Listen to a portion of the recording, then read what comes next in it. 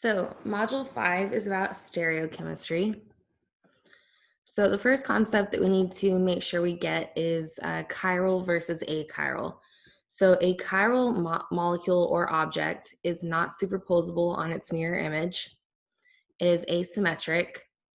A good example would be your hands and shoes. Yesterday we looked at how you can hold up your hands and they are mirror images of each other.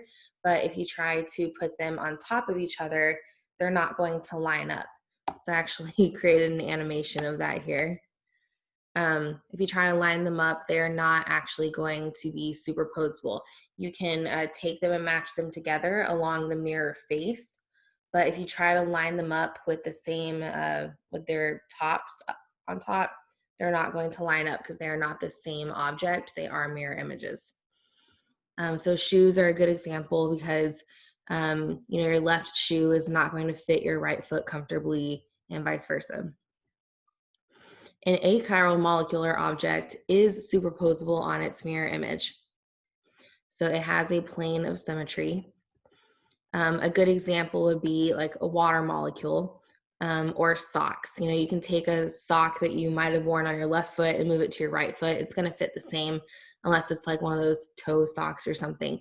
But a normal sock does have a plane of symmetry, and therefore it can be put on either foot comfortably. A water molecule, I tried to draw the orbitals in 3D, so you know that one orbital is coming towards us and one is going away from us. There is a plane of symmetry right through the water molecule. So if you create a mirror image, it's going to be the exact same molecule and it'll just go right back on top. Okay, so the next idea is a stereocenter. A stereocenter is any atom bearing different substituents such that interchanging any two substituents would create a stereoisomer. So for example, if we have cis-1,4-dimethyl cyclohexane, trading this methyl group with the hydrogen that is on the same carbon would give us a molecule that looks like this. And this is actually a totally different molecule because now the hydrogen is coming forward. And this is now trans 1,4-dimethyl cyclohexane. So these two molecules are different, and all we had to do was trade the methyl and the hydrogen's place, right? We're not changing the connectivity of atoms or anything. We're just changing in space where they are. So that makes this carbon a stereocenter. Another example would be on an alkene. This alkene has the chlorines on the same side, and we haven't talked about this terminology yet, but when you have your substituents on the same side of an alkene, this is also called cis. And when your substituents are going on opposite directions of the alkene, this is called trans. So if trading the positions of the hydrogen and the chlorine gives you another molecule, that makes this carbon a stereocenter.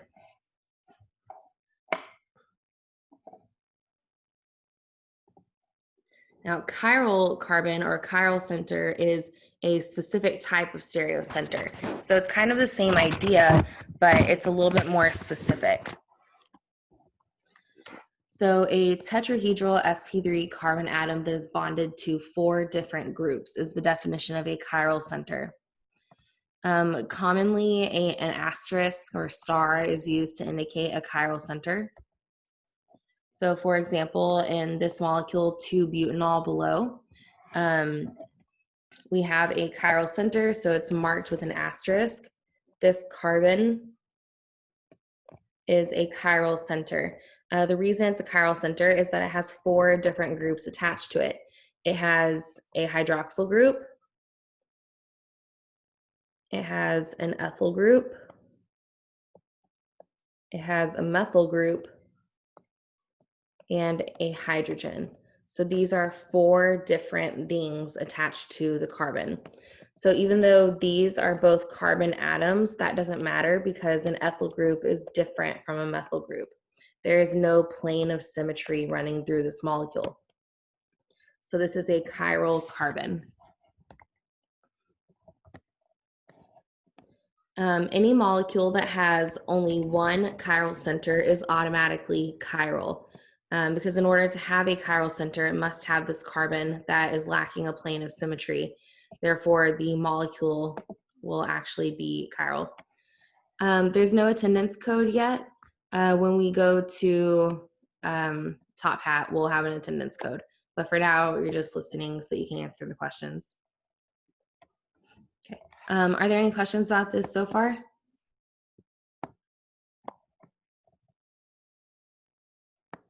Okay.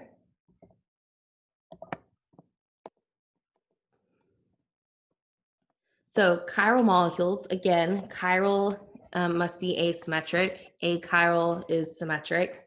So in order to be chiral, a molecule must have at least one chiral center, and it must lack a plane of symmetry. So we're going to do some practice questions here. Are the molecules below chiral or achiral? So I want you to take like a minute and a half to just think about these questions and try to come up with your own answers. Also remember, I did post a student copy of these notes on Canvas. So if you want to pull those up, you could be filling in the blanks as you go.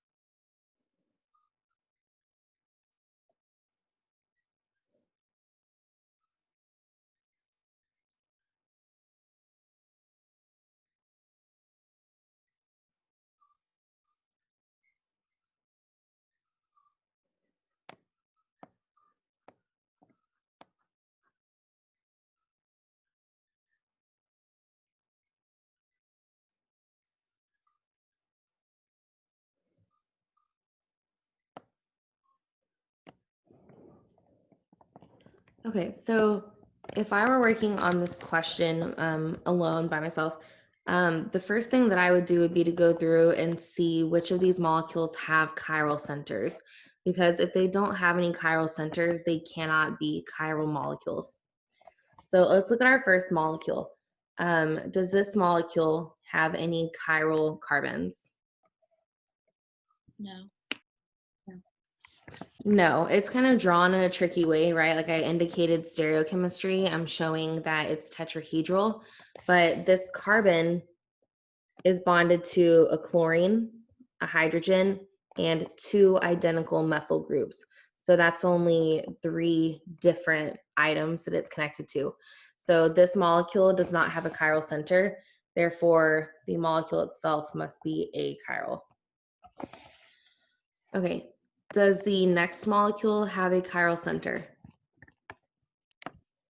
Yes. Yes. Yes, right? This carbon is chiral because it has chlorine, ethyl, methyl, and hydrogen. That's four different things. Does this molecule have a plane of symmetry? No. So is this molecule chiral? Yes. Yes. Cool. Okay, next molecule. Do we have a chiral center or more? No. I think yes. Yes, No. there are chiral carbons here. So let's just inspect the carbons individually. Like we know that this methyl group is not going to be a chiral carbon. It has three hydrogens attached to it. But what about this carbon? Does it have four different things attached to it? Yes. Yes. So it has a bromine. It has the entire rest of the molecule as one item. It has a methyl group and it has a hydrogen, right? That's four different things attached to it. I'm going to clean this up a little bit so we can look at the other ones. So this is a chiral carbon. What about this carbon? No. No, this carbon is not chiral. So we can draw in the hydrogen. It has a methyl group, it has a hydrogen, but these two pieces are identical. So that central carbon is not chiral. Okay, and then what about this other carbon? Is this carbon chiral? Yes. Yeah, same Yeah. deal with the first one. Right, exactly.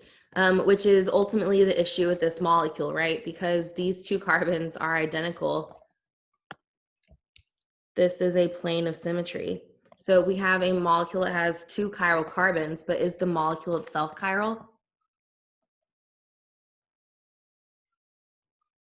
No. No. So this is achiral. Okay, and then last one. This probably looks pretty familiar, right?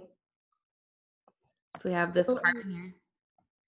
is this it achiral because the middle one isn't chiral? Sorry, can you say it again? Okay, so is that last question that we just did achiral only because the middle carbon isn't chiral? Yes and no. So the middle carbon is not chiral because there's a plane of symmetry that runs right through it. So that carbon is not chiral and the molecule is not chiral because of the same plane of symmetry. Okay, thank you. Yep. Okay, on the next molecule, is this carbon chiral? Yes. Yes, for the same reasons that these other ones were, right?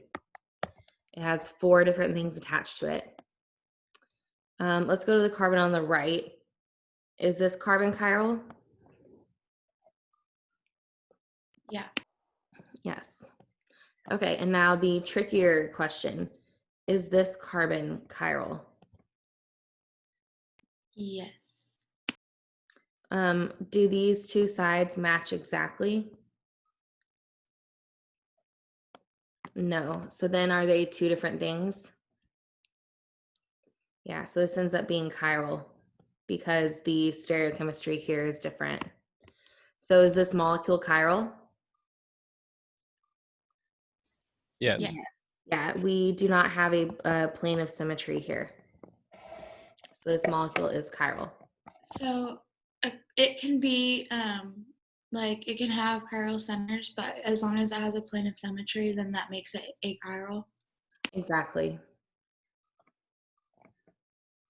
Yeah, so anytime you have more than one chiral center, you have to be careful that you don't also have a plane of symmetry.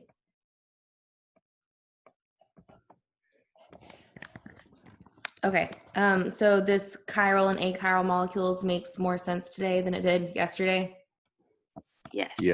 Yes. Fantastic. That's the goal. Okay, Thank you. so I'm sorry? I said thank you. Oh, no problem. Trust me, I like it better when you guys get it as well. So, okay, so next up, isomerism. I know we touched on this briefly yesterday. Just a reminder, constitutional isomers, they have the same molecular formula, but different connectivity. So for example, for the formula C4H10O, these are all of the structures I came up with that had the same formula. And granted, it was like 11:30 at night, so there could be more, but these are the ones I was able to come up with last night. So having the same molecular formula, but different connectivity of atoms makes all of these constitutional isomers. They share a formula, but they are completely different molecules. And since you guys are taking a test tomorrow, that will include naming. If I were you, I would go through this top line and make sure that I can name all of these. Not right now, but later. Okay, so then our other type of isomers are stereoisomers. These have the same molecular formula, the same connectivity of atoms, but different arrangement of atoms in space. And stereochemistry is the consideration of those differences in space. So it's a individualized field within organic chemistry, within chemistry in general. So for example, these two molecules are both 2-chlorobutane, but one has the wedge coming towards us and one has the chlorine coming towards us and one has the chlorine going away from us. So this carbon is still attached to the same 4 items. It's still attached to a hydrogen, a chlorine, a methyl, and an ethyl for both of these. Hydrogen, chlorine, methyl, ethyl, right? Both of these are versions of 2-chlorobutane, but these are different molecules because their stereochemistry is different. They are mirror images of each other. The other thing I want to talk about before we move on too much further is that when you draw mirror images, there's a couple different ways you can do it. So what I did just now was I left the carbon framework in the same place, and I just switched the stereochemistry of the chlorine. Another way to draw a mirror image of a molecule is to imagine the mirror image, or imagine the mirror plane, and draw the molecule as if it were just a mirror image. Now, what I want to point out is that these two molecules here are the same molecule. They've just been drawn differently. So if you take, we're going to label these structures A, B, and C. So B is the exact mirror image of A, right? It's the same thing as like taking your hands like this. Now, I want you to think about taking compound B, which currently has the chlorine coming towards you. So this is A. Sorry, I'm showing things with my hands, by the way, in case you're not seeing me right now. A has the chlorine coming towards you, and so does B. But if I take B and flip it over so that the carbon framework is the same, the chlorine is now going away from you. Do we see that? Yeah. So we are just taking compound B and flipping it over like a pancake. So the chlorine that was coming towards you is away from you. The ethyl moves from the right-hand side to the left-hand side, and the methyl moves to the opposite side as well. So just picture flipping it like a pancake. So these are the same molecule, we've just completely flipped it over. Does that make sense?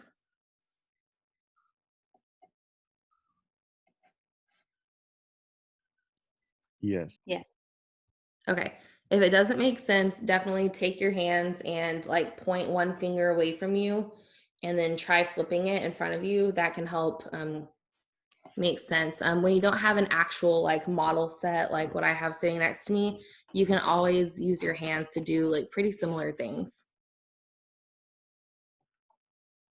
Okay, so there are 2 different types of stereoisomers. The first one that we're going to talk about are enantiomers. These are non-superposable mirror images of each other. So for example, this molecule here, I've drawn the enantiomeric pair. Here's our mirror plane. So this is a chiral center, and this is a chiral center. This is chiral, this is chiral. This molecule is a chiral molecule. If I flip it over the mirror image, my hydroxyl group is going to be on the left coming towards us, so is the methyl group. You can also draw this molecule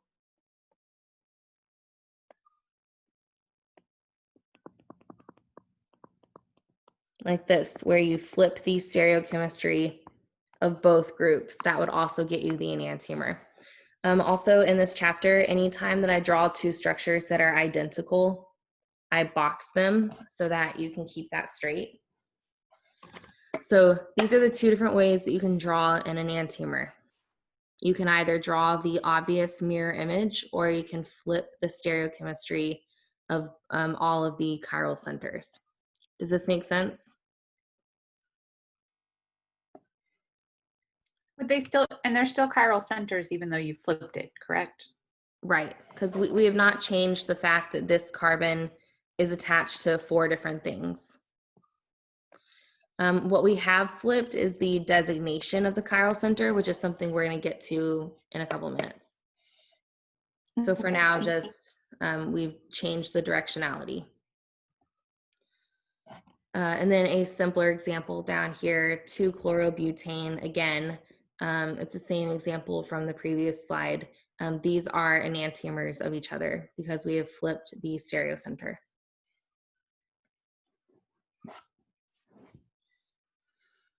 Okay, does this make sense so far? Okay.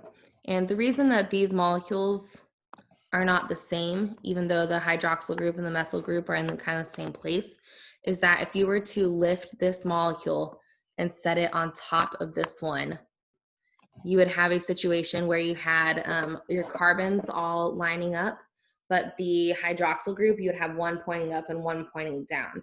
The methyl group, you would have one up, one down. Those substituents would not overlap each other. They would not exist in the same place. Now, diastereomers, the easy definition is they are all other stereoisomers. If it's not a mirror image, but it is a stereoisomer, then it is a diastereomer. You must have at least 2 chiral centers to have a diastereomer. The reason being that if you only have 1 chiral center, like with 2-chlorobutane, you flip that 1 chiral center, you automatically get the mirror image. So you can only have an enantiomer if you only have 1 chiral center. So you have to have at least 2. Diastereomers differ by 1 or more stereocenter, but not all. When all stereocenters are flipped, you get the enantiomer. So for example, same molecule that we saw on the previous slide. If we flip one of the stereocenters, but not both, we get a diastereomer. So notice if we tried to superpose these molecules, take this one and put it directly on top of this one, it wouldn't work very well, right? This part of the molecule would line up, but the methyl groups would be going in different directions. So these are not the same molecule, but they're also not enantiomers. There is also another diastereomer of this molecule,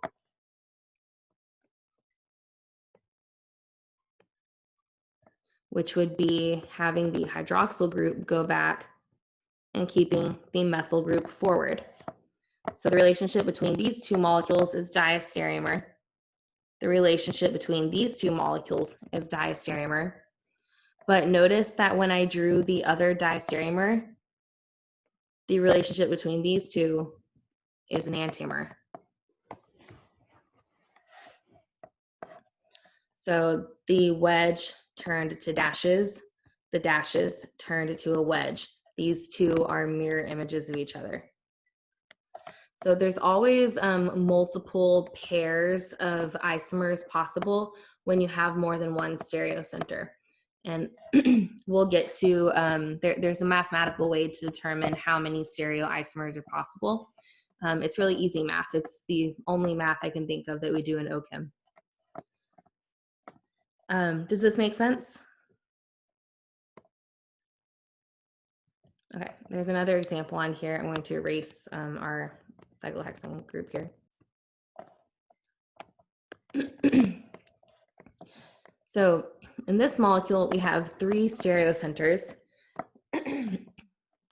Notice we took this wedge and turned it into dashes. This one stayed the same. And then we took this wedge and turned it into dashes. So we flipped 2 of the 3 stereocenters. That gives us diastereomers. If we had also turned the hydroxyl group to dashes, what would the relationship be between these 2 molecules? Enantiomers. Right, exactly. So you can change 1 or more, but not all.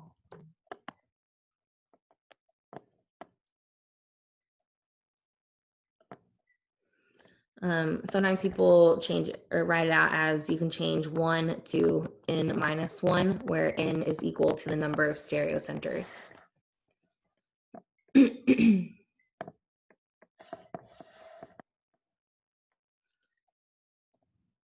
Okay, so here's kind of a summary chart of what we talked about so far.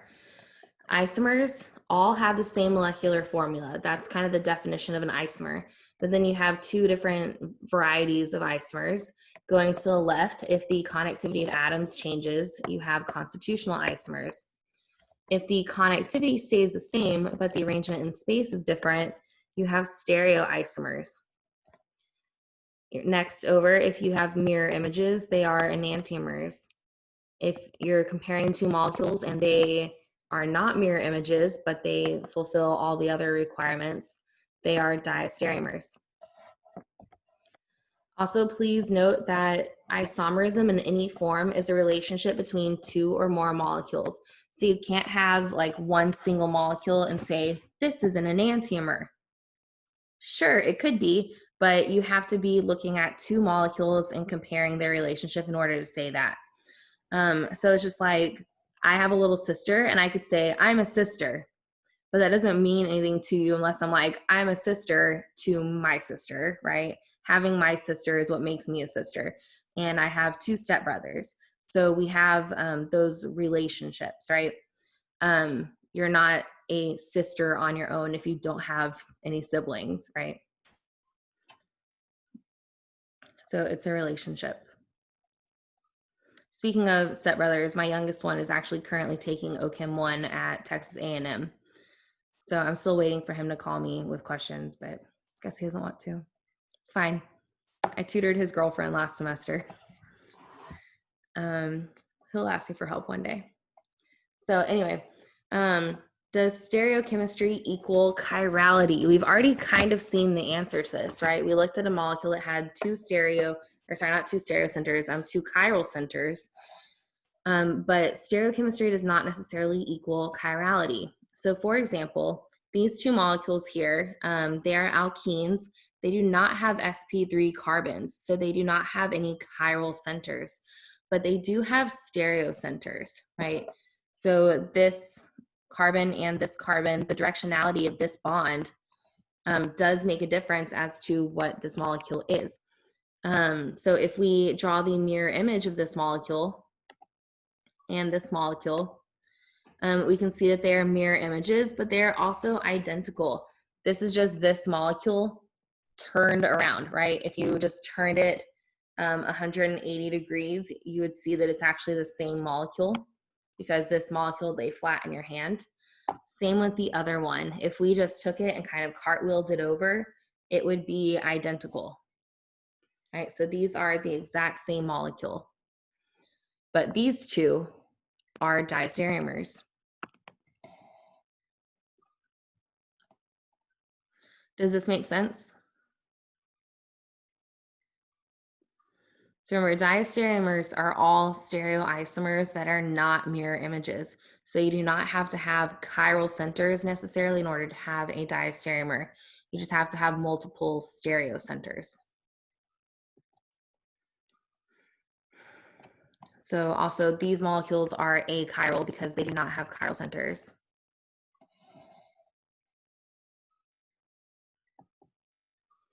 Okay, so designating chiral centers, the R and S system. So the R and S system is used to designate chiral centers to differentiate between different stereoisomers of a molecule. There are some steps. I'm going to read them out loud. They're not going to make any sense, and then we're going to do an example and it'll click. So the first step is assign each group attached to the chiral carbon a priority based on atomic number. I actually did that with the majority of the examples where I was numbering things. I think all except one time I actually numbered them according to their priority. You rotate the lowest priority to the back, and then you determine whether the path from 1 to 2 to 3 is clockwise, which would give it R as the designation, or counterclockwise, which would be S.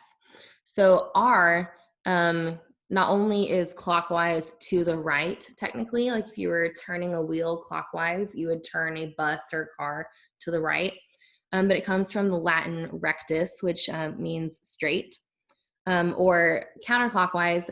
S comes from the Latin sinister, which was originally used to describe things that go to the left, but then eventually took on like an evil connotation, because left-handed people were believed to be evil at one point. Usually when I'm doing this discussion in class, I ask how many lefties I have, and usually it's quite a lot in science, which is really interesting. But right now, most of you have your cameras off, so that wouldn't really help me. But anyway, okay. So we're going to do these two examples here. These are both 2-butanol. We've seen these examples today already, but we're going to determine whether they are R or S 2-butanol. So assign, excuse me, there we go. Assign each group attached to the chiral carbon a priority based on atomic number. So this is our chiral carbon. We are going to assign priorities starting with the highest atomic number. So looking at this carbon, which substituent, either the hydrogen, the oxygen, a carbon, or a carbon, has the highest atomic number? Oxygen. Oxygen. Okay. Which one has the lowest atomic number? Hydrogen. Hydrogen. Okay. And then this is where it gets a little tricky. It's not super tricky right now, but we first have to compare the carbons. These are both carbon atoms. So currently, as we're looking at this, we see them as the same. When you have two atoms that are the same attached to the chiral center, you have to go out to the next atom. So the next available atom on the methyl group is hydrogen. On the ethyl group, our next available atom is a carbon, hydrogen, or hydrogen. So between 3 hydrogens and a carbon, hydrogen, hydrogen, which one is more important? Which one has the higher priority? Carbon. Right. So this is priority number 2, and this is priority number 3. I'm going to erase these just to clean it up for us. Okay. So the next step is to rotate the lowest priority to the back. Lucky us, that's the way it's already been drawn. So priority number 4 is already pointing away from us. So our next step is just to, I'm trying to change the, what? I didn't tell you to do that. Well, I probably did, but I didn't mean to. Okay. Okay. So next we're going to determine our path from 1 to 2 to 3. So if I go 1, 2, 3, which direction am I turning? Clockwise or counterclockwise? Counter. Right, this is counterclockwise. So is this R or S 2-butanol? S. Right, this is S. Okay, so next one. Our priorities are not changing because this is the exact same molecule. So I'm just going to label them real fast. 1, 2, 3, 4. We would then want to rotate so that our lowest priority is to the back, but it already is. So now we just connect. Go 1 to 2 to 3. Is this clockwise or counterclockwise? Clockwise. Right, this is clockwise. This is R. And I like to think of it as R stands for right, because there's no connection between R and clockwise in my head or S and counterclockwise. So like think of it like a steering wheel of a car. If you were to turn your steering wheel this direction, your car would turn right. If you were to turn your steering wheel in this direction, it would turn left. The steering wheel analogy is also important because you want your lowest priority going away from you. So it ends up kind of like you're picturing a steering wheel on the, I don't know what, steering shaft or whatever, right? So your steering wheel is your 1, 2, and 3 priorities, but your priority 4 is going away from you just like the shaft that the steering wheel is on. So the reason that you have to rotate the lowest priority to the back is because if you don't, you're going to end up with the opposite designation. So if we had drawn out our, oh no, that was right, sorry. If we had drawn out the R2-butanol this way, the hydrogen would be coming towards us. This would be 1, 2, 3. So these two molecules are the same. I just flipped it over like a pancake. If I were to connect these without flipping the hydrogen to the back, what designation do I get? R. Do I? If I go like this? Which direction am I F. turning? Yeah, it would be S, right? But this is R2-butanol that I've drawn. I just flipped it over like a pancake. So that's why you have to rotate the fourth priority to the back. Otherwise, you will get the opposite designation.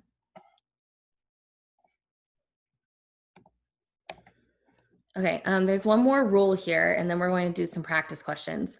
So groups that contain double or triple bonds are assigned priorities as if both atoms are either duplicated or triplicated, which does not make a lot of sense.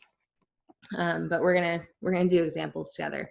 So what this means is that you have to kind of create some imaginary atoms when you're considering double and triple bonds. So when we looked at the methyl and ethyl groups, we said, okay, these are both carbons. Let's go out to the next atom, right? And then we compared hydrogens to hydrogen, hydrogen, carbon. You do the same thing with double bonds and triple bonds, but because this bond is multiple, you have to reiterate those attachments. So you read a double bond like it has an extra attachment to the thing it's double bonded to. So carbon has 2 bonds to Y, and Y technically has 2 bonds to carbon. And the way that we designate that these are assumed attachments is by adding this star. So Y star and C star. And then I usually out loud call them fake carbons. So my students always end up being like, it has a fake carbon, which is accurate. So then a triple bond, carbon has 3 bonds to Z. So you read it as 3 bonds to Z. And Z has 3 bonds to carbon. So you see 3 bonds to carbon in the way that we read it. So for example, in the first structure here, we only have 1 chiral center. You want to go ahead and draw in your hydrogen. It'll make your life a little easier. What is the highest priority atom on this carbon?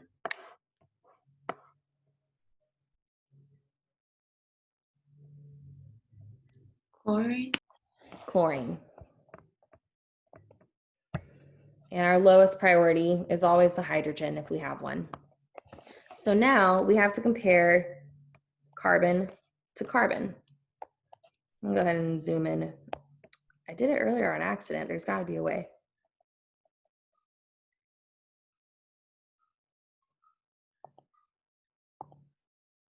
Haha. Okay. Oh, but now I can't draw. That's new.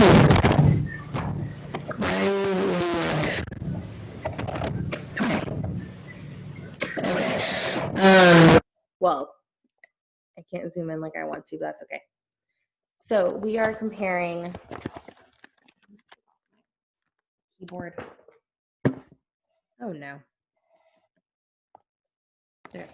We are comparing a carbon atom to a carbon atom. That's not going to make any decisions for us. So we have to go out to our next level. And I'm going to color code our levels here. So this carbon on the left-hand side has a carbon, a hydrogen, and a hydrogen. So everything that's green was being compared in our first round. Now everything that's red-orange is being compared. So this carbon has a bond to carbon. It also has a fake bond to the same carbon and a hydrogen, right? Do we now have enough information to decide between the left-hand carbon and the right-hand carbon?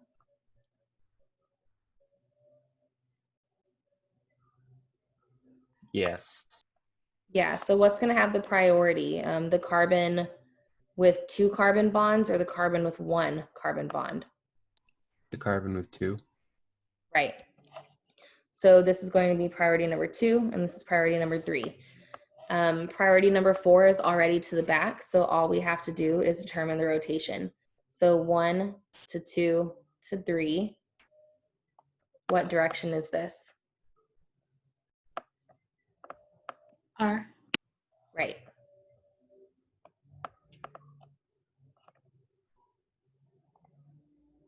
Okay, next one.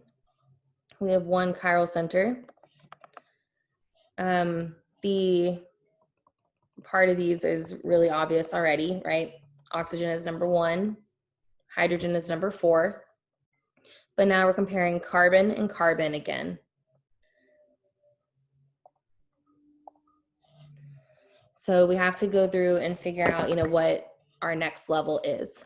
So this carbon on the right-hand side has a carbon, it has an oxygen, and it has a fake oxygen. This carbon has a hydrogen on it, it has a carbon, and it has a fake carbon. Which one is higher priority, the carbon, oxygen, oxygen, or carbon, carbon, hydrogen? The 2 oxygens. Right. So we have 2, 3. So we go and do our rotation. It goes 1, 2, 3. What is this?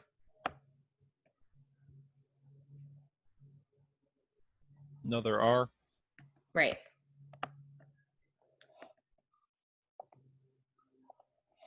Okay, our next molecule has 2 chiral centers. I hope they're not both R. I didn't mean to do that so far. I think one of them is for sure though. So on this first carbon, I'm gonna draw in our first levels. What is our highest priority?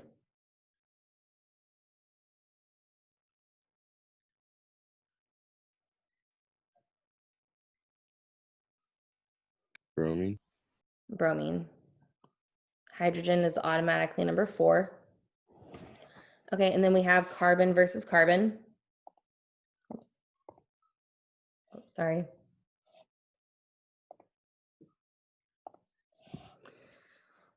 So we have to draw in our next levels. This carbon has a bond to carbon, it has a hydrogen, and it has fake carbon.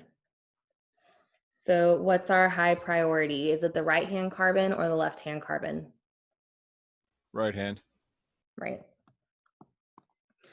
Okay, so we have yet another R. Okay, let's see if I actually managed to switch it up. On our next one, we have oxygen versus hydrogen.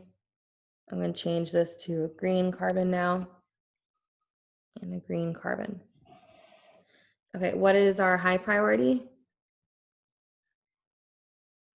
Oxygen. Oxygen. Oxygen. Hydrogen is our low priority again. And then we have 2 different carbons here. We need to draw in our levels. So we have carbon, carbon, carbon. We have hydrogen, fake carbon, carbon. What's the high priority? The right one. Right. Okay, so that takes us 1, 2, 3. What direction is this one? Sinister. Right. Okay, does this make sense? Yes, I just have a question. When you say a fake carbon, how do you get that fake carbon again? So it's based on these double bonds. So let me see if I can zoom in.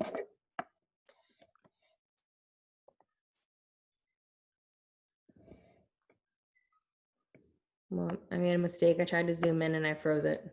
Come on. Okay, that's not working. So the fake carbon comes from this motif up here.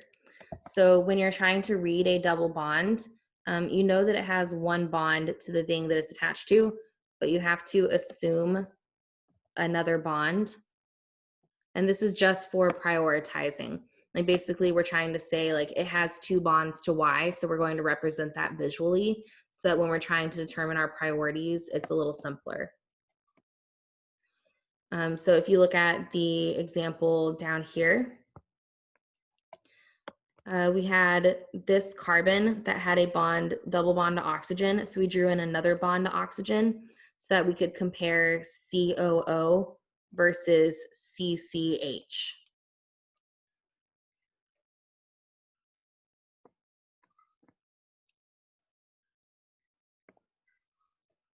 Does that make sense? Yes. Sorry, I thought I pressed the space bar. Okay.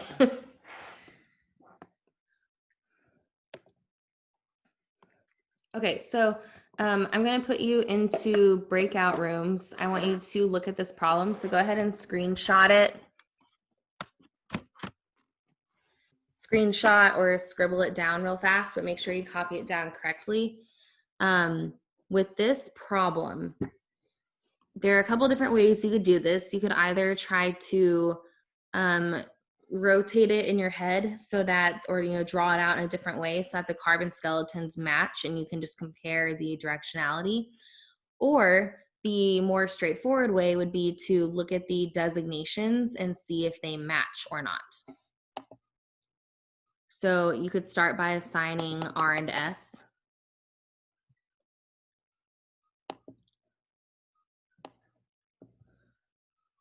So please go to your room once you have the structures copied down.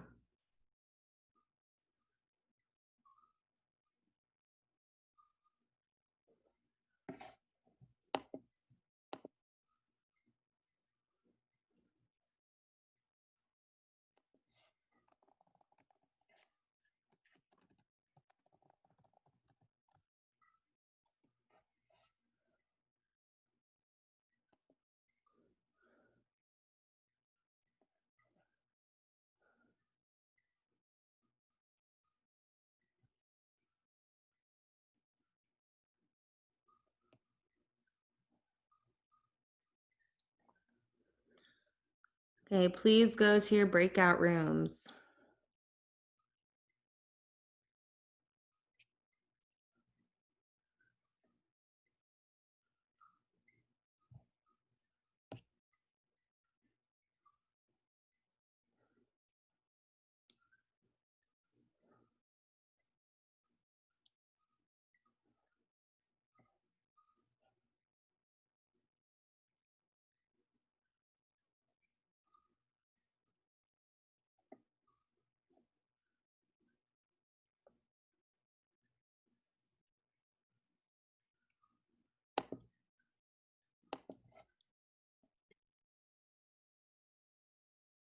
Hi.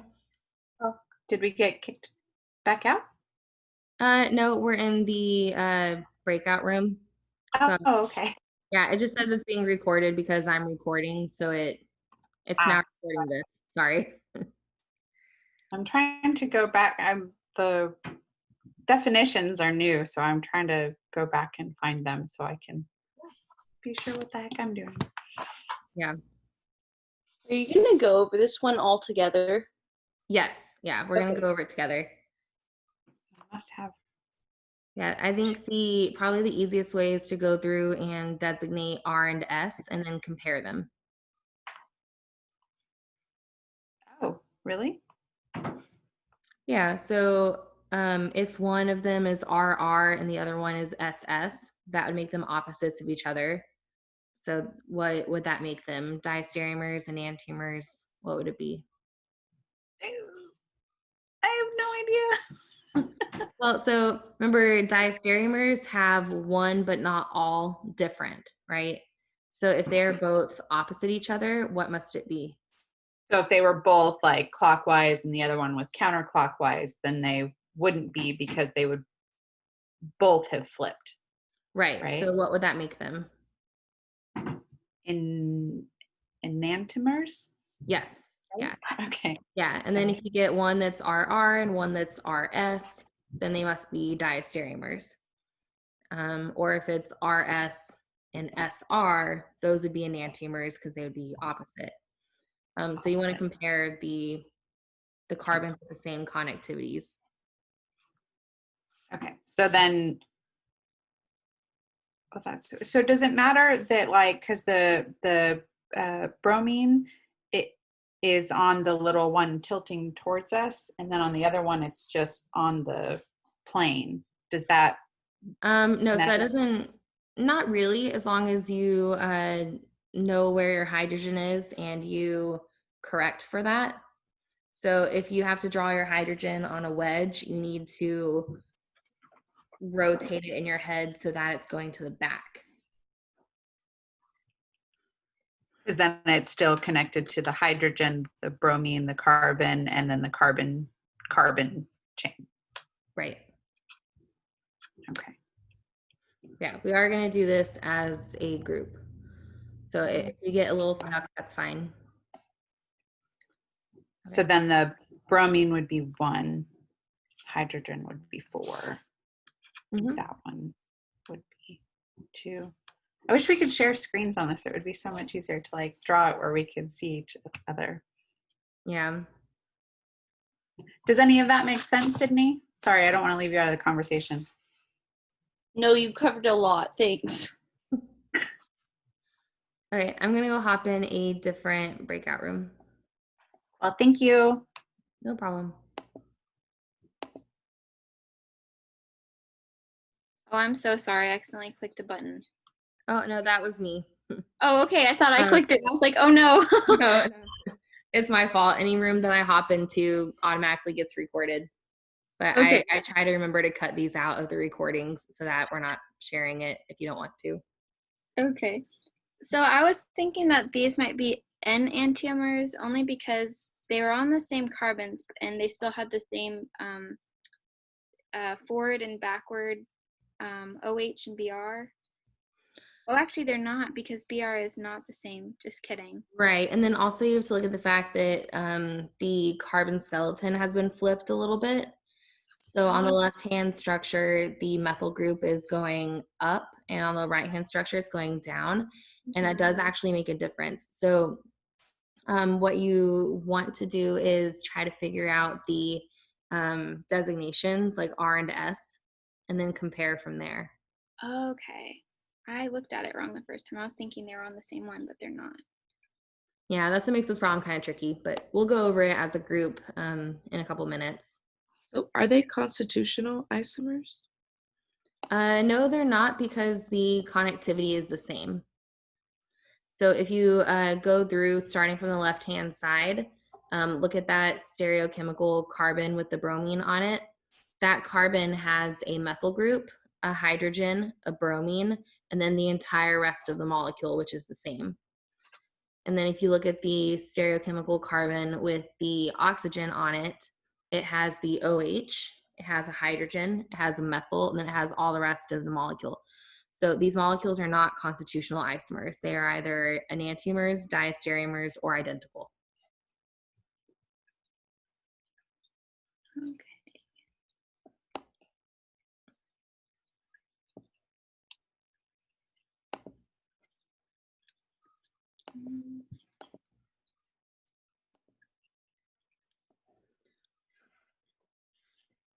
Okay, I'm gonna check on some of the other groups. Okay, thank you. Mhm. Sorry. How are you guys doing? I don't know. I'm not entirely sure on the thought process, what we're supposed to do. Like, we both did the rotational one, and from what we can tell, on both molecules, the bromine is R and the hydroxide is S. On both of them? Yeah. Are you sure? No, not at all. Okay, don't worry about it. We're gonna do it as a group in about a minute. So I'm gonna close the breakout rooms, Okay. but I think you guys are at least halfway there. Okay. Okay.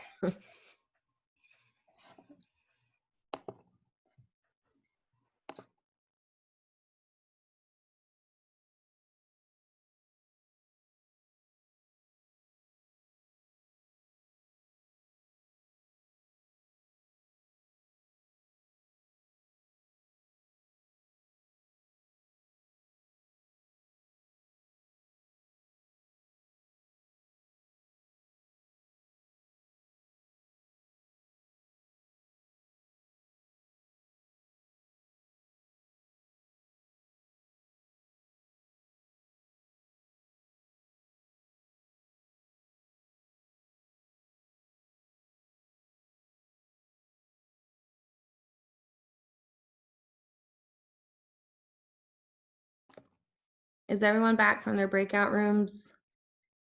It looks like it, Yes, right? ma'am. It automatically brings us back. Yeah, but after 60 seconds, I didn't think it'd been that long, but okay. We're going to look at this example together.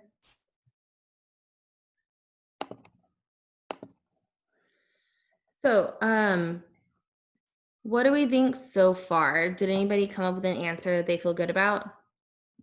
We said constitutional isomers. Okay, what else do we have? A diastereomer. Diastereomers, okay. Did anybody pick anything else? So I feel like in every room that I went to, we had different opinions. Okay, so let's work through this together. So the first thing that you want to do is try to rule out constitutional isomers, because that's the only thing that's different here, right? So it could either be that they're, whoops. It could be that they are identical, constitutional isomers, or some form of stereoisomer, right? Those are our three options.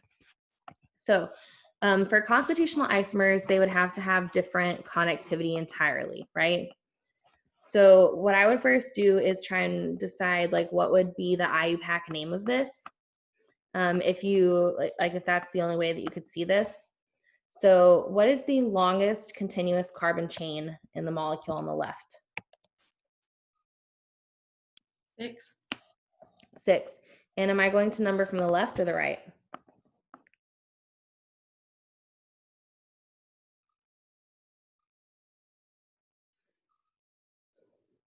The right. Mm-hmm. The alcohol is the more important functional group. Okay, so this would be 5-bromo, 2-hexanol. What about the molecule on the right? What is the longest continuous carbon chain?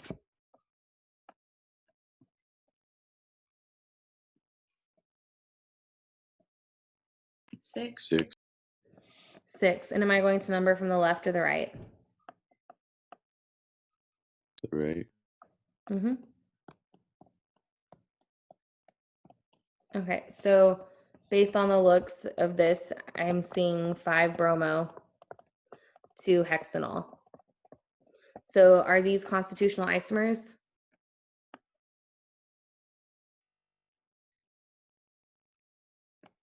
Yes. Well, they have the same connectivity, right? Otherwise, they wouldn't be able to have the same name. And what's the definition of a constitutional isomer? Different connectivity. Right. So same formula, different connectivity. These have the same connectivity, right? Carbon 2 has an alcohol, carbon 5 has a bromine group. So these are not constitutional isomers. So the next thing that we want to figure out is, are they identical or do we have some differences in space? So the best way to do that would be to determine your R and S designations. So let's start on the left-hand side. Okay. The bromine is coming forward, the hydrogen is going away from us. What is our highest priority here? Bromine. bromine, and hydrogen is automatically number 4. And then if you're comparing a methyl group to the entire rest of the molecule, what's the higher priority? The right side. Right. Okay, so then we're going 1, 2, 3. What's the direction of this one?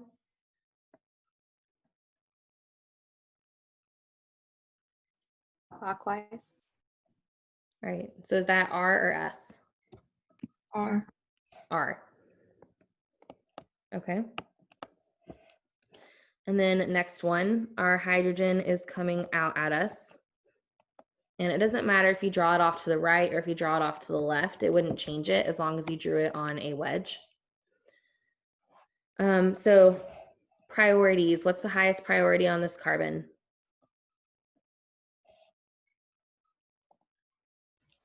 The alcohol. Mm-hmm. And the hydrogen is automatically the lowest. And then we have to compare methyl to the entire other piece of the molecule. What's the higher priority? The left carbon. Right. Okay, so we have to remember that our hydrogen is coming out at us. So whatever designation we get, we're going to have to flip it because it'll be the opposite. So we're going 1, 2, 3. We're going clockwise. So what does it look like to us?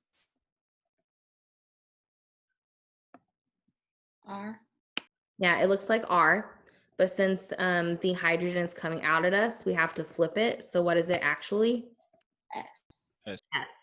Okay, so this molecule is RS, right? And it's carbon 5 that's R and carbon 2 that is S. So let's go to the other molecule. Our priorities are not going to change. So I'm just going to draw everything in the same way. So bromine is number 1. The rest of the molecule is number 2. Methyl is 3. Hydrogen is 4. 1, 2, 3. What is this designation? R. R.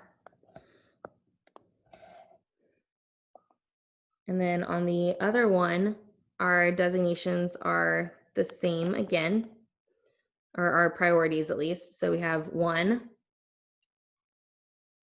2, 3, 4.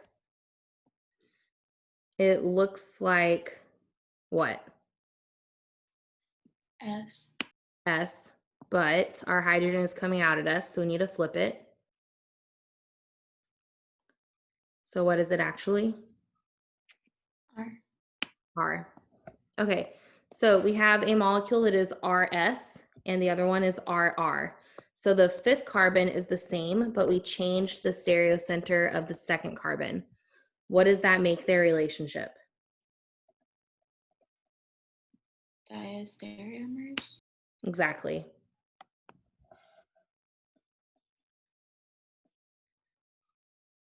So since the first molecule was RS, the enantiomer would have to be SR. And then if we had RR or SS, those would both be diastereomers. So that's kind of a quick way to do your determinations here. You know that changing both stereocenters makes an enantiomer. If you only change one, it creates a diastereomer. So that's what just happened here. Okay. Does this problem make sense? Okay. And as you get better at this, you might not have to go through the naming process to determine if they are constitutional isomers. You'll get faster at it. I was not trying to erase that name. I wanted to leave that there.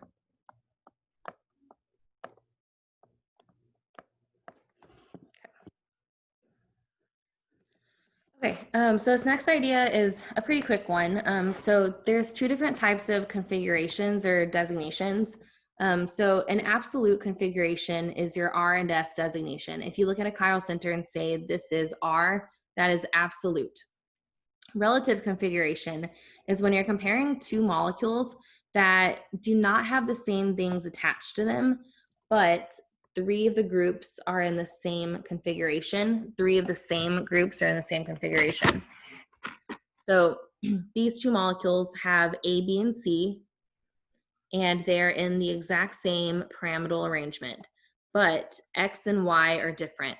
So usually this is the result of a chemical reaction. You've subbed out X for Y, and we're trying to determine, did the rest of the molecules stay the same or did it change? So for example, the hydroxyl group, the bromine, and the hydrogen are all in the same place on these molecules. So these have the same relative configuration.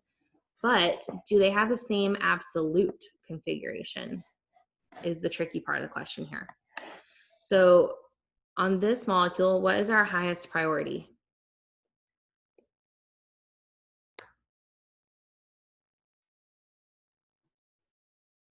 Bromine? Bromine. Hydrogen is automatically number 4. And then which one has the higher atomic mass, fluorine or oxygen?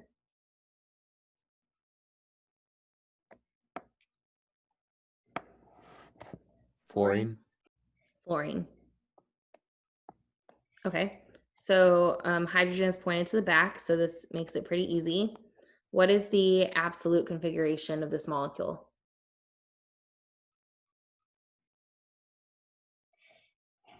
S. S. S. Right. Okay, the other molecule, what is the highest priority atom on this molecule?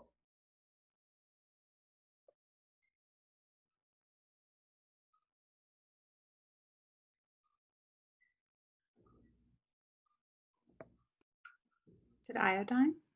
It is, it's iodine. And then you end up with bromine, and then oxygen, hydrogen is the lowest. What is the absolute configuration of this molecule?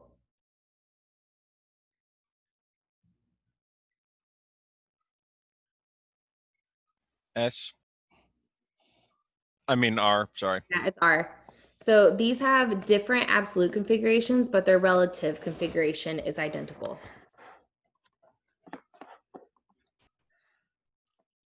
Does that make sense?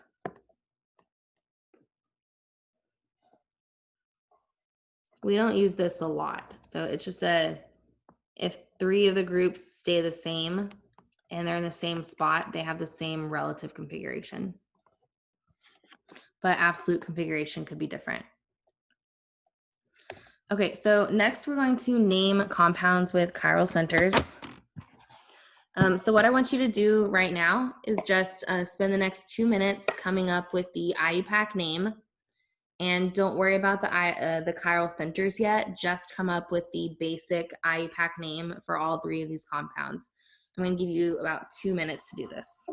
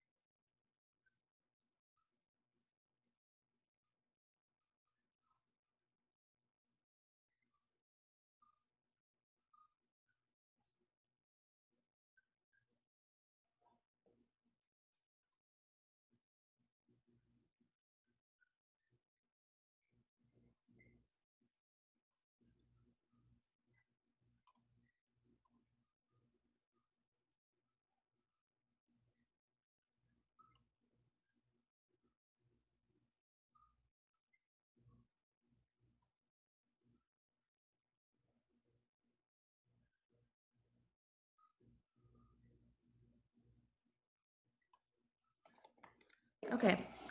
What is the IUPAC name of the first compound? Is it 2,3-dibromobutane? Yep.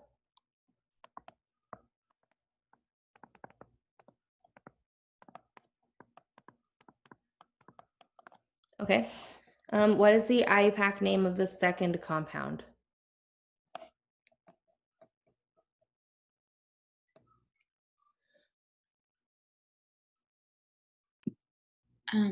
2-methylcyclohexanol? Yep.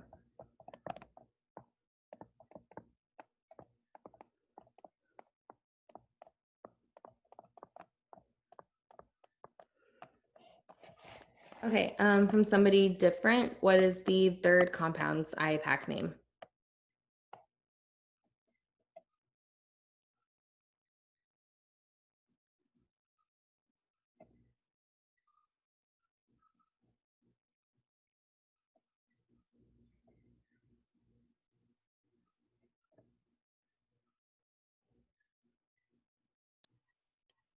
Two bromol, 4 cyclo,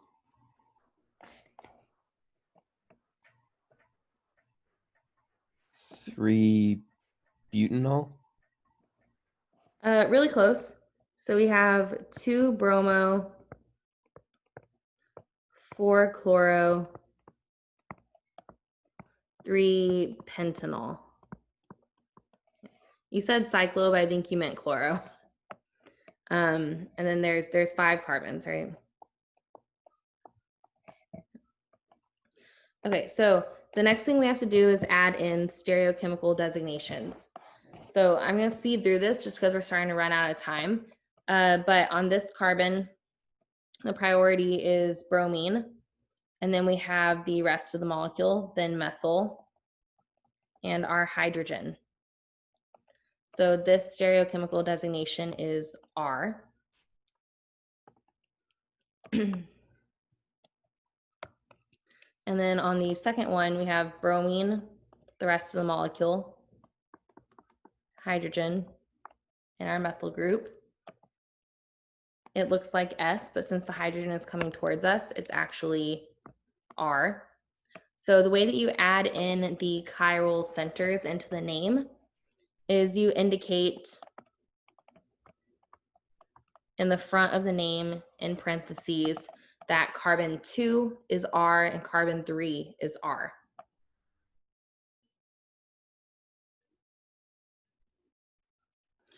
For the next one, we have the oxygen as our high priority. Hydrogen is going away from us. And then we have to decide between this carbon and this carbon. The bottom one, since it has more bonds to carbon than this one does, is going to be our priority. So this is 2 and 3. That's going to be R. And that's carbon number 1. So we say 1R.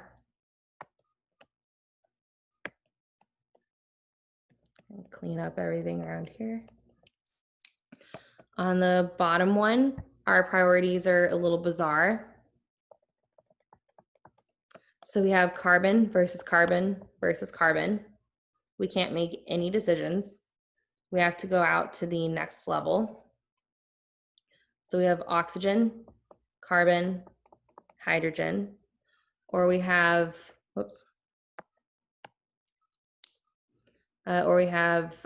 hydrogen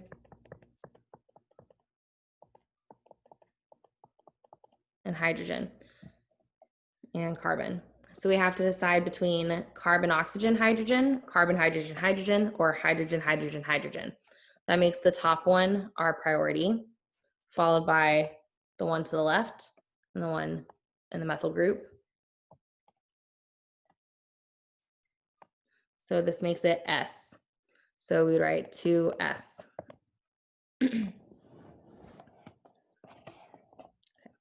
Does this make sense so far? How we use the chiral centers in the name? Yeah. Yes. Okay. So So I'm going to let you guys fill in the rest on your own later. We need to move on, but I believe that you can do the chiral centers for this bottom one and plug it into the name.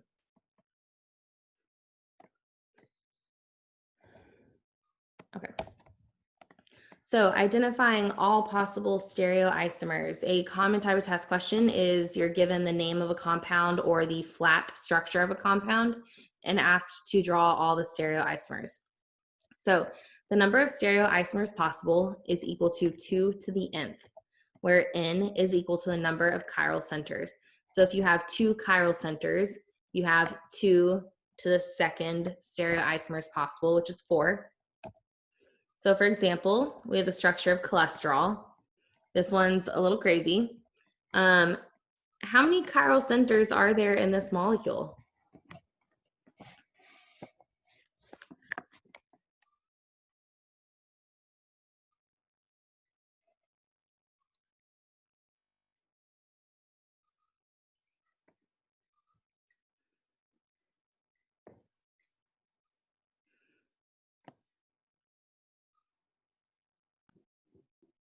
One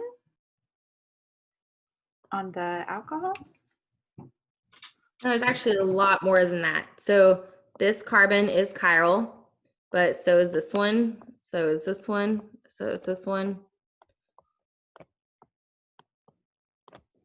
So there's actually 8 chiral centers, which means there's 2 to the 8th possible stereoisomers, which equals 256.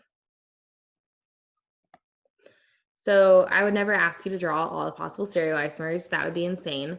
But what's really interesting is that there's 256 possible stereoisomers of cholesterol, but our bodies only make this one.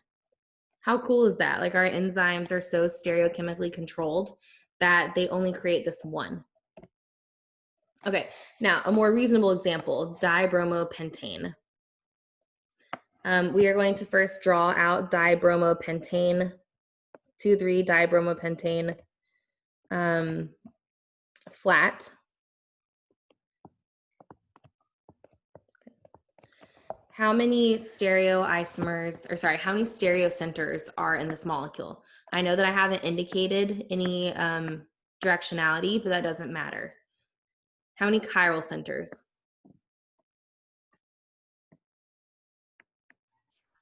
2. 2, right? This one's chiral and this one's chiral.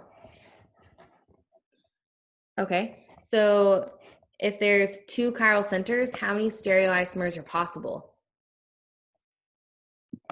4. 4. Okay, so there's a couple ways you could do this. You could either draw all your stereoisomers out on the exact same carbon framework, but what a lot of textbooks will tell you to do is actually to get your bromines into the same plane. And the only reason that this could possibly matter is that if you end up with a plane of symmetry, which we would not in this molecule, it's easier to see if they're in the same plane. But for this molecule, it doesn't really matter. I'm just still going to draw it out this way. So what I would do is first, just pick something. So I'm going to put them both on wedges. Now the mirror image of this, I didn't give myself enough space. The mirror image of this would have them both on dashes. So the relationship between these two is an enantiomer. Now I can create a diastereomer by changing up just one of them.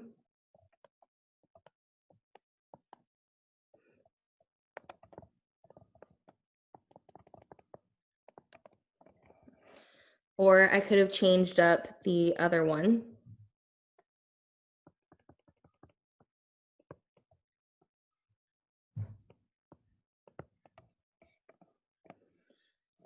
Now notice that between these two, I've made an enantiomeric pair. but I also have the relationship of diastereomer across that way and across the center. So there's 6 different relationships here. We have an enantiomeric pair here and here, but we have many pairs of diastereomers, but only 4 total possible compounds. Does that make sense? How to do that? Okay. Usually it's something that simple. 2 to 3 stereoisomers, or sorry, stereocenters total. Okay. Another situation is something called a meso compound. So for example, 2,3-dibromobutane. This is a situation where drawing your bromines in the same plane is going to save you a lot of pain here. So we are going to draw out all the possible stereoisomers. There are 2 chiral centers here, so how many stereoisomers are possible? 4. 4. Okay. So first I'm going to put them both on wedges. And then I'm going to put them both on dashes. And then I'm going to, oops.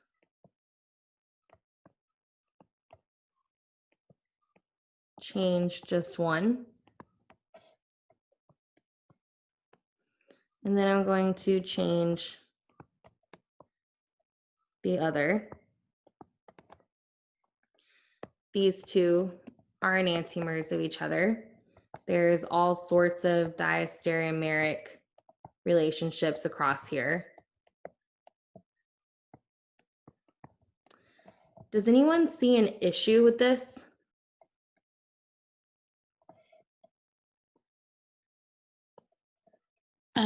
The 2 on the right are the same thing if you flip it.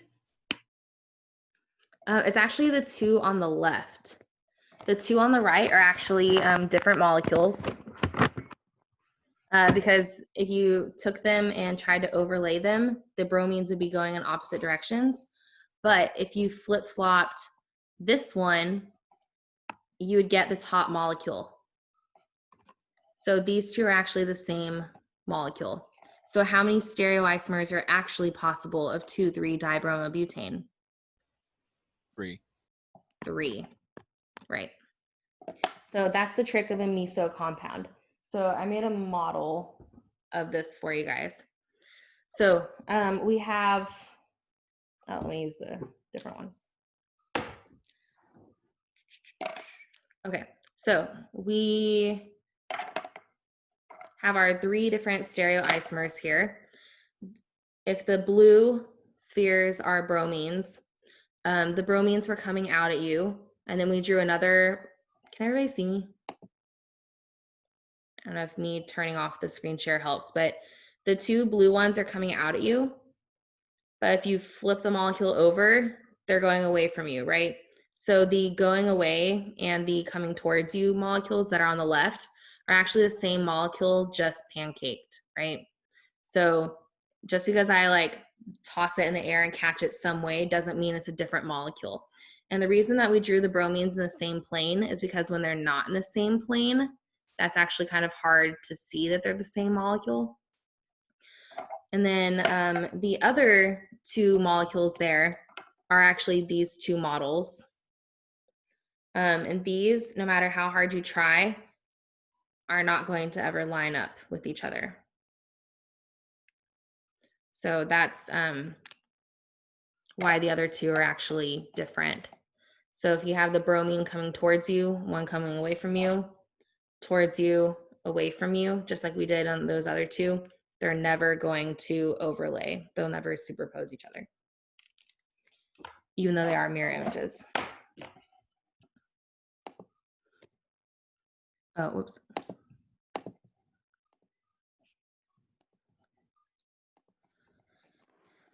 So this molecule over here, or this version of this molecule, is called a meso compound. We're going to get to the definition on the next slide. So a meso compound contains chiral centers, but also has an internal plane of symmetry. Therefore, the molecule itself is achiral and does not have an enantiomer. But meso compounds will have diastereomers. Meso compounds are also not optically active. We're going to get to optical activity later in the chapter. Another good example is tartaric acid. This one I would really like you to work through on your own at home. It's a very similar idea to the molecule that we just looked at. So it's important to note that meso is not a relationship. These two molecules are the exact same. We do not even have to draw this one. This compound over here is a meso compound because even though it does have two chiral centers, there's a plane of symmetry here that makes this molecule achiral. So there are three possible stereoisomers of 2,3-dibromobutane. You have one enantiomeric pair, one meso compound, and then that meso compound is diastereomers with the other two compounds. So you can look at a compound on its own and say that compound is meso. It's not a relationship, but it is going to have diastereomers. That is a relationship.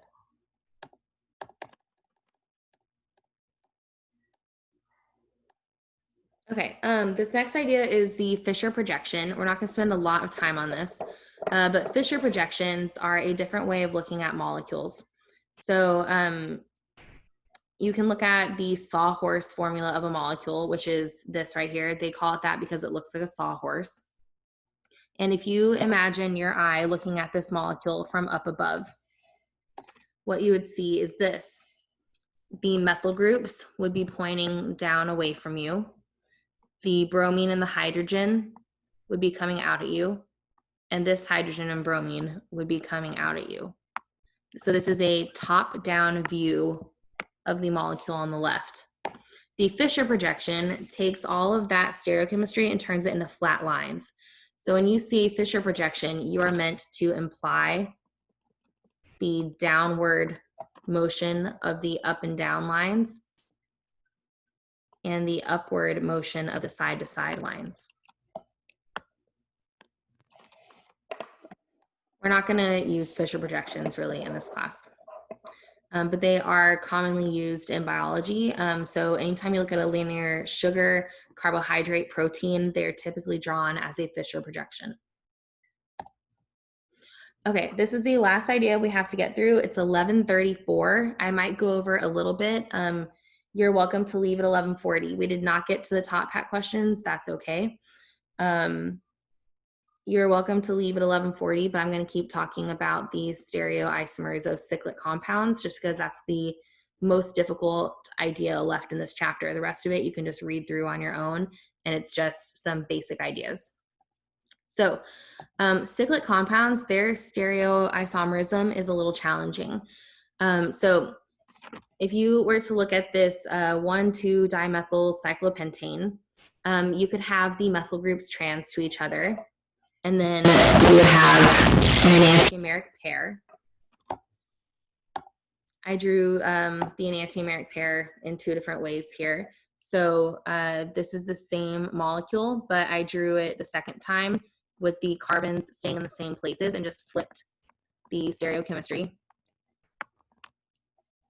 So you could just see that a little more easily.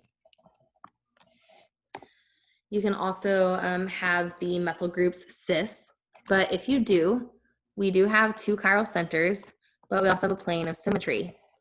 So that makes this compound meso, and it'll be achiral. And you can actually see it a little easier from a side view.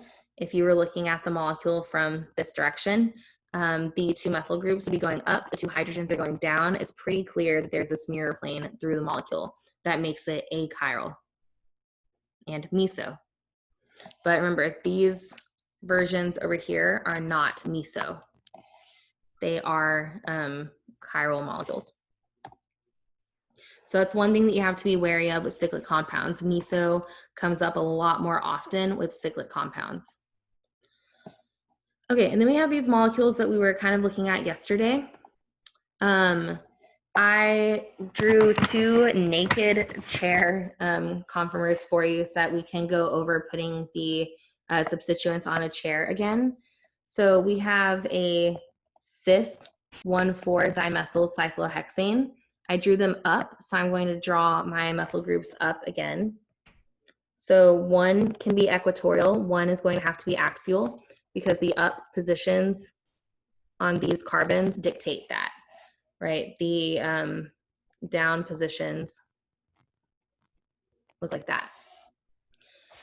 So if you look at this molecule, there is very clearly a mirror plane that runs right through it, right? So this molecule does not have any chiral centers. If you tried to figure out if this molecule is chiral, or if this carbon was chiral, you would have a methyl group, you would have a hydrogen, that's two different things, but the ring is identical going in either direction. So there are no chiral carbons on this molecule. Therefore, this molecule is achiral. You have the same situation here. So you can have one methyl group up, one methyl group down. There is a mirror plane running right through the molecule. So we do not have any chiral carbons. We only have what are called stereogenic carbons. That's just another way of saying stereocenters, meaning the directionality matters. These are two different molecules because of the different directionality. So these molecules are technically diastereomers of each other, but they are not chiral, just like we were able to say that with the alkenes. So these two molecules are diastereomers, but they are not chiral.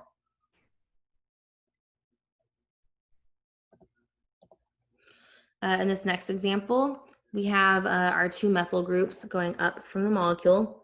I'm going to draw them here in the equatorial positions. So in this molecule, we do have chiral carbons, even though there is a mirror plane running right through the molecule. This carbon has a methyl group. It has a hydrogen that's going down. And then it has this part of the molecule, which is different from if you took the path this way, right? This is a faster path to the methyl group than this path. So these two directions are different. Each of these carbons are chiral, but there is a mirror plane running through the molecule. That makes the molecule achiral and also meso. Okay, our next couple examples are a little more complex. So now we have trans 1,2-dimethyl cyclohexane. If you draw these molecules out, you can see that these are mirror images of each other, and they would also not overlay each other. These are enantiomers. They are two distinct compounds. If you were to draw this molecule out, not as the mirror image, but leaving the carbons in the same place, you can see very clearly that if you tried to take this molecule and put it on top, the methyl groups would be going in opposite directions. So these are enantiomers, and they are two distinct compounds. However, if you have the cis form of this molecule, when you draw the enantiomer, you're essentially drawing the same compound again, right? If you took this molecule and just turned it 180 degrees, not flip it like a pancake, but turn it, it would end up being the exact same molecule. There is something that's a little difficult about this though. While there's clearly a mirror plane going this way in this version of the molecule, when you look at the chair, if we drew a mirror plane through here, they are not equivalent sides. We have a methyl group that's in the equatorial position and a methyl group that's in the axial position. These are different, right? So there is not a mirror plane running through these as we think there is based on this version. However, these are interconverted by chair flip, and since they're equally energetically favorable, the chair flip is going to be happening so fast that you cannot isolate one enantiomer over the other. and therefore they cannot be resolved. And so these enantiomers don't actually exist. That was kind of the tricky part with some of those questions that we looked at yesterday on Top Hat, which is why I was very unhappy with those questions. I still think that they were kind of wrong. They were not taking into account that chair flips are going to make those enantiomers impossible to resolve. So anyway, that's kind of the issue with these. Now, looking at these and seeing how complicated they are, that's not really something I'm going to do to you on a quiz or exam, right? You would not expect to see something like this. These are perfectly fair because they are very obviously, distinctly enantiomers. But this bottom example, I am not mean enough to do that on a quiz or exam.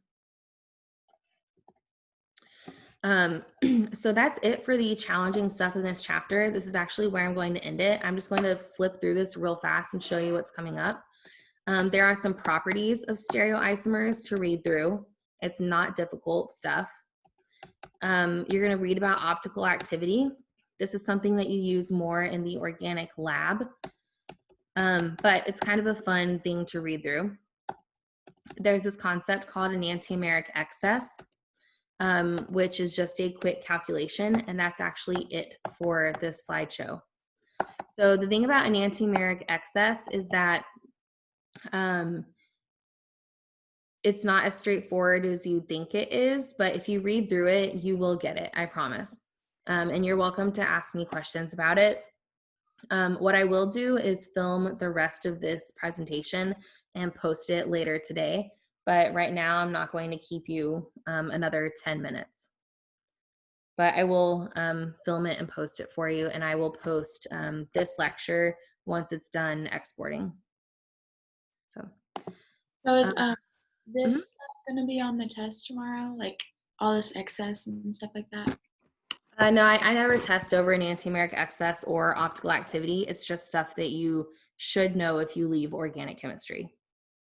And the enantiomeric excess term and the optical activity terms, they get used a lot in your lab. So the test will go over everything up until the stereoisomers of the cyclic compounds. That'll be on the test. Yeah. And I do also ask about properties of enantiomers and diastereomers. But it's something you just have to read through and you'll be fine. Okay, thank you. Are there any questions?